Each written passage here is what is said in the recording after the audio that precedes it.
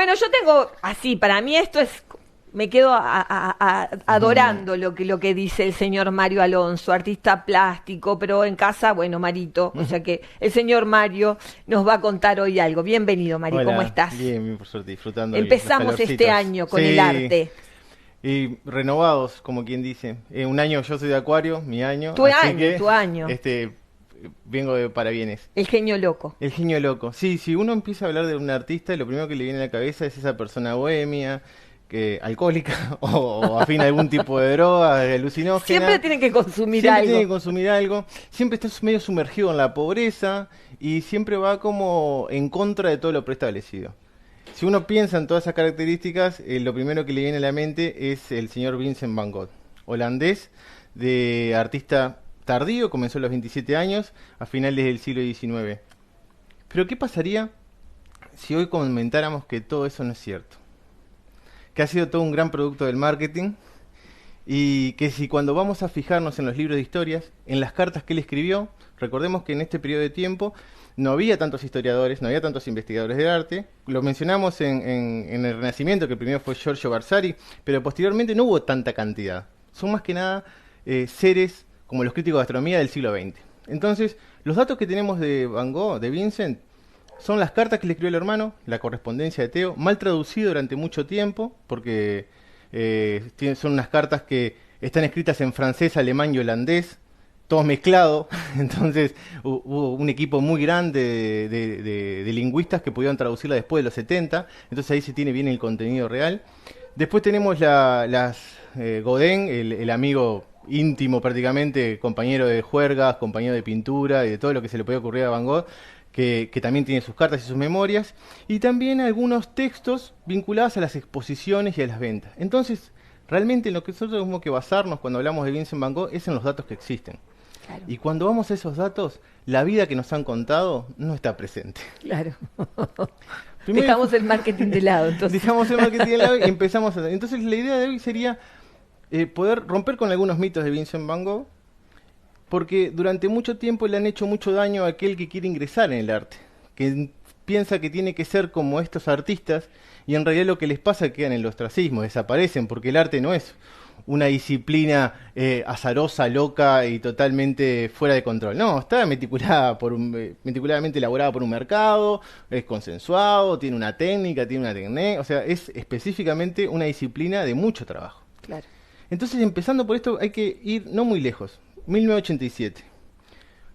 Un inversor, Yasuo Goto, japonés, adquiere unas 100 obras de Van Gogh. En ese periodo de tiempo, las obras de Van Gogh valían entre 5.000 y 10.000 dólares, porque no era un artista muy conocido.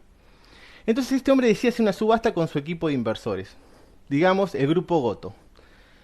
Y él mismo, en la subasta, se autocompra los girasoles por 39.9 millones de dólares. A partir de ese momento, uno dice, pero ¿y el subastador no se dio cuenta que era el mismo que se compraba? El subastador se lleva el 10% de la venta. Claro. No le importaba quién comprara. No le importaba demasiado. Lo que ocurre en el mundo del arte es que el arte se valora en función de cómo se compra. Exacto. En una subasta se marca el precio de ese artista. Este hombre pasó a tener cuadros que valían entre 5 y 10.000 dólares a cuadros que valían 39 millones de dólares. El máximo pone. Y todo lo demás, el mínimo valía 4. En un solo día, las obras de Vincent Van Gogh pasaron de miles de dólares a millones. Y el mercado rompió. Para poder tener una idea y una noción de por qué yo podía vender esto, tenía que generar una historia detrás del artista. Tal cual. Y esa historia estaba vinculada a lo que pasaba en la época. La absenta, el opio y el desenfreno de vino. Van Gogh tenía una particularidad. Él venía de una familia de mercantes. La familia tenía una galería, su tío y su hermano vendían artes, no era ajeno al arte.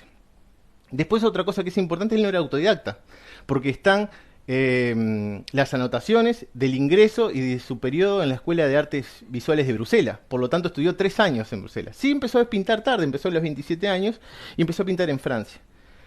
Luego tiene una particularidad, nosotros conocemos a Van Gogh como el hombre que nunca vendió una obra de arte. Sin embargo, bueno, con el correr del tiempo aparecieron algunos registros que su única obra vendida fue Los Viñedos Rojos, que la vendió el hermano. Después aparecieron más registros, más obras, pero tenemos que recordar algo. Las obras de arte no se venden con documentos siempre. Claro. el que pinta por encargo o el que pinta determinada pieza, y lo llaman, dice, che, me vendés tal obra, y uno va y la vende, y a veces sí tiene todo el compromiso del papel, porque tiene como un renombre para cuidar, pero en ese periodo de tiempo donde Van Gogh no era tan conocido, que sí tenía exposiciones, sí expuso en el Salón de los Independientes y en muchas otras galerías, él tenía como un circuito bastante acotado, pero sí era un artista real. Después tenemos una cuestión que el tema de las ventas, cuando Johanna, la esposa de Theo, su hermano, comienza a abrir la galería de Van Gogh para vender las piezas de Vincent, ella tenía la totalidad de las obras, supuestamente. Eran 600 cuadros y 400 dibujos. Hoy en día sabemos que hay 900 pinturas y más de 1000 dibujos. Por lo tanto, todo lo que no tenía ella se había vendido. Claro. Fue un pintor prolífero. Una tercera parte ya estaba vendida. Y los girasoles eran algo muy cotizado en la época. En las cartas que tiene Theo y Vincent, Theo le pide que siga pintando girasoles, porque no existe uno, existen más de 20. Sí, tal cual. Porque eran cotizados en Holanda y la gente le gustaba tenerlo como objeto decorativo. Por lo tanto, esos girasoles también se vendían. ¿Van Gogh estaba loco? Sí, tenía un problema psiquiátrico, pero no era un problema psiquiátrico con el cual había nacido. Le gustaba mucho la noche, ¿no? Le gustaba salir de gira, era un tipo que le fascinaba los burdeles, y en esos burdeles contrajo sífilis, que se transformó con el correr del tiempo en una neurosífilis. No tenía la falta de dientes ni algunas deformidades en las manos por la pobreza o porque habían asesinado, sino que eran la enfermedad lo que le iba consumiendo. Exacto. Estuvo encerrado un par de veces en algunos psiquiátricos, pero cuando uno ve los registros del psiquiátrico, que están en todas investigaciones, yo les siempre comento que está bueno ir a las fuentes, y si no tienen las fuentes, vayan al museo. Vayan al museo de Vincent Van Gogh, que tiene una bibliografía hermosa, y ustedes ponen ¿por qué se cortó la oreja Van Gogh? Y aparecen 150 investigaciones de por qué sabemos que nunca se cortó la oreja. Por ejemplo, que es otro de los grandes mitos. Claro. Él en los psiquiátricos nunca pintó. Por tanto, pintaba afuera. Tampoco pintaba impulsivamente. ¿Por qué? Porque en los años 80 aparecieron los libros de bocetos de Vincent Van Gogh, que capaz que podemos después mostrar algunas imágenes en algunas redes sociales y eso, donde él trabajaba meticulosamente al lápiz cada cosa que iba a pintar. Si el pincel tenía que ir hacia un lado, el lápiz iba hacia ese lado, iba conformando las formas, la intensidad, el grosor de la pincelada, todo en bocetos. No había nada al azar. Claro. Todo estaba perfectamente elaborado. Eso demuestra una gran técnica y una gran conciencia de lo que está pintando. No es me paro entre los girasoles y empiezo a tirar pinceladas y genero una obra maestra. Sí, me sale esto. No. Eso es otro de los grandes mitos. Claro. Ahí hay trabajo, claro. hay mucho estudio, mucha investigación, mucho ensayo y error. Claro. Hay bocetos que jamás se completaron. Por ejemplo, La Noche Estrellada tiene casi 7 bocetos. Claro. Y decidió por uno, porque era el más acorde. Siguiendo con los mitos, lo de la oreja. Lo de la oreja, tenemos montones de historias fascinantes. Yo tuve la oportunidad de poder estar en el Museo de Van Gogh y en la guía te cuenta la historia y después te dice, bueno, la investigación es esta. Y no fue que se cortó una oreja por la esquizofrenia, ni por amor. Eran muy borrachines con Gaudén, que era su amigo. Gaudén, para que tengan una idea, es un artista que tuvo que escapar de Francia, se alojó en las Filipinas francesas, donde fue catalogado casi como un rey, con un harén de mujeres y demás, un pintor también del impresionismo tardío, pero se fue de París porque tenía muchas deudas. A Van Gogh las deudas se las pagaba el hermano, con los cuadros que vendía. No era simplemente que era un parásito el hermano, no, le insumía material para que él pudiese vender. Claro.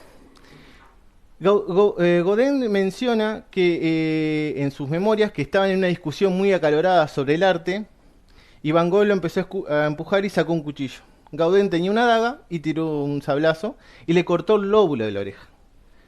En esa época eso era un delito grave y cualquier pena tonta se pagaba hasta con la horca. Entonces, cuando vino la policía o la Guardia Civil, Vincent le comenta a la policía que fue él. Desesperado por amor, se corta la oreja. Y ahí queda el mito. Claro. Pero está lindo el mito para después vender las cositas. Para después venderlo. Claro. Pero la historia va un poco más allá, que también da el valor humano que tiene Van Gogh. Claro. En el sentido de la protección de muchos. Se dan muchas instancias en su vida donde tiene que proteger a otros. Incluso el caso de su muerte. Cuando uno va, hoy en día por suerte en algunas páginas de fácil acceso se ha modificado. No sé, como Wikipedia. Se ha modificado el hecho de que Van Gogh se suicidó. Dice, no, en la locura Van Gogh se pegó un tiro. Sí, se pegó un tiro raro, después se pegó un tiro en el costado del estómago y demoró 3 días en morir. Es como cuando uno empieza a analizar el hecho y dice, como medio una situación muy particular. En realidad, lo que la investigación ha llevado, investigación de dos ingleses que estuvieron mucho tiempo trabajando, no solo en Van Gogh, sino en el área donde vivía Van Gogh, que había dos jóvenes jugando con un arma y se le escapa un tiro. Le pegan a Van Gogh en el estómago y este agarra para que no los metan presos, porque eran unos niños de 8 o 9 años, dice que se le disparó el arma a él. Nadie sabía que 3 días después iba a morir. Claro. Y entonces ahí se consolidan un montón de mitos que se van generando por Van Gogh. Nosotros tenemos parte de la historia de él porque en el 60 el sobrino, que se llama Vincent también, que murió no hace mucho, hace la fundación Vincent Van Gogh. Porque el tío estaba olvidado en el tiempo. Nadie sabía quién era el tío, especialmente después de la Segunda Guerra Mundial. Y en el 66 fundan el museo. A partir de ahí comienza la campaña de Vincent, el genio loco. Claro. Y a establecerse un concepto de artista que ya tiene una valoración más social y política también. No es azaroso que tengamos una idea de que el artista tiene que ser el bohemio loco, desgarbado, borracho, con malos modales. Sí, sí, en el prostíbulo todo el día. Claro, porque como familia, yo no quiero que mi hijo sea así. Exacto, tal cual. Genera una imagen falsa de los artistas para poder también condicionarlos. El siglo XX lo que hizo fue condicionar a los artistas porque eran un arma. Eran un arma que revelaban ciertas situaciones sociales y iban en contra de lo que estaba mal, por decirlo de una manera.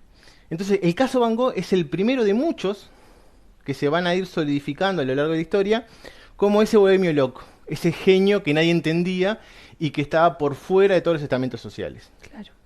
Pero también tiene un fin. El fin es el producto.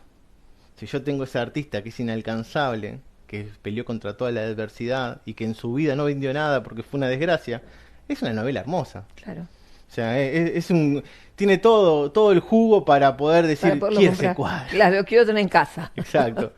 Entonces Van Gogh es como el primer artista que podríamos ir trabajando entre muchos, de ir rompiendo como ciertos mitos para poder entender un poco por qué el arte llegó a lo que llegó hoy. Claro. ¿Por qué es que adoramos que existe una banana pegada con cinta scotch en un museo como pasó en el 2019?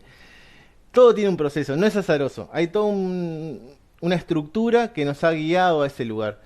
Y se podría decir que la historia mítica o falsa o exagerada de Vincent Van Gogh es como la punta del iceberg.